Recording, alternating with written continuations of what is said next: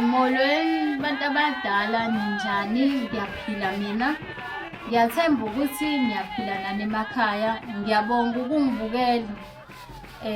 Ngiyacela ukuthi namhlanje sike sikhulume ngale ndaba le ejulile eshayanisa abantu amakhanda. Abanye abantu bayayibuza ukuthi isangoma ngabe kufanele yini ukube sikholwe sazane noNkulunkulu. Inyanga ngabe kufanele yini ukuthi ikholwe yazane noJehova. Mina ngithi yebo, kufanele siyakholwa, siyathandaza. But umthandazo wethu uhlukile kodwa uhlukile. Kuwukuthi thina mesikhuleka khona lento ekuke kuthiwa ukuthandaza, ukukhuleka, ukukhulekela. Lezo zinto lezo zihlukene. Thina bese kuba nani nokuthetha idlozi. Zonke lezo zinto lezo zihlukene. Lokho ke kuwumsebenzi wagobela ukuthi afundise ithwasa ukuthi kuyini kwenziwa kanjani futhi. Kuxhumana kanjani ke nabantu abadala noNkulunkulu njengoba kade ngisho ukuqala. Okay, indaba iqala lana. 1, dala kwakukhona utwa, kwakungekho lutho. Emva kwalokho uNkulunkulu owumvelinqangi, ukhulwane, ukhokho wokhokho bethu, owayekhona ekuqaleni namanje usakhona, okuyena yedwa, ongekho futhi omunye. Lokho kuchaza ukuthini? Ukuthi yonke into esiyenzayo, yonke into esiphathayo ngezethu izandla, uNkulunkulu oyijalile, uNkulunkulu osinikeza amandla ukuthi thina sibuse kuzona lezo zinto. Wathesuka uNkulunkulu lapho emva kwalokho wenzani? Wadala izulu, wadala umhlaba.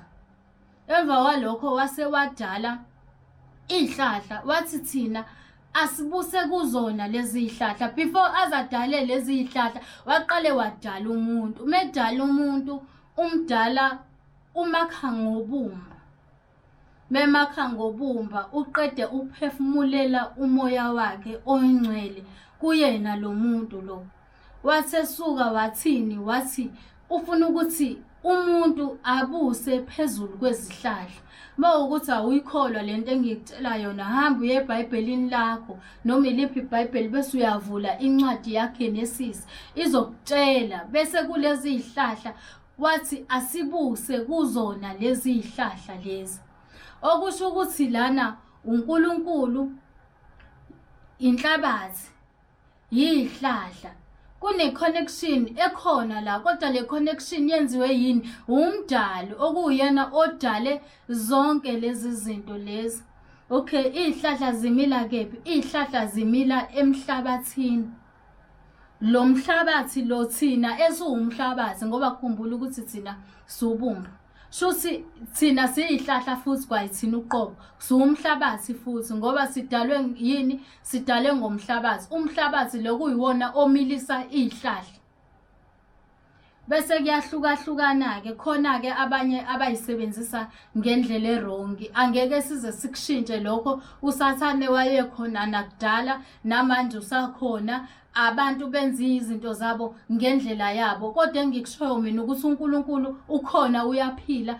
Amandla lawa esinawo siwathatha kuNkulunkulu. Into ebuhlungu eyenzakalayo ke manje uthola ukuthi umuntu meseyibona ukuthi usenamandla amaningi noma uselapha kakhulu, ugcina sekhohlwa ukuthandaza uNkulunkulu. Ugcina sekhohlwa ukuthi lamandla lawo esinawo akusiwona wethu, aweJehova. Mekukuthi uNkulunkulu akathandanga ukuthi lowo muntu ungamsiza ngalezo zihlahla, akasindi. Abantu bangangena babu 1002 basinde bonke, bese kuba khona lo yedwa othi mina angisindanga. Na ubunesho ukuthi izinto zami ziyasebenza.